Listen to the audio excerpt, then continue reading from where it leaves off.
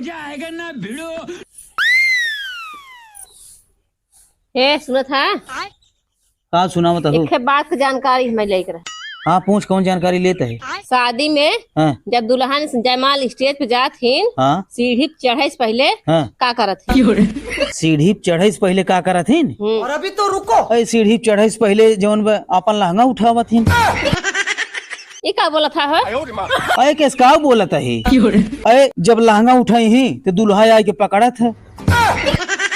हर समय बहुबात बोलत रहा था सही से नहीं बोल पे तो एक कदम सही से तो बोलत है जवन बा का पकड़त हिन दुल्हा? अरे जब जवन बाटे है लड़की अपन लहंगा उठा के सीढ़ी पे गोड़ लगावत है तो लड़का स्टेज से उतर के आवत है ऐसे हाथ ऐसे पकड़त है ऐसे तब ओकर बाद ऊपर लिया के जात है। ये ऐसे नहीं बोल पावत है घुमाए फिराए के बोलत है।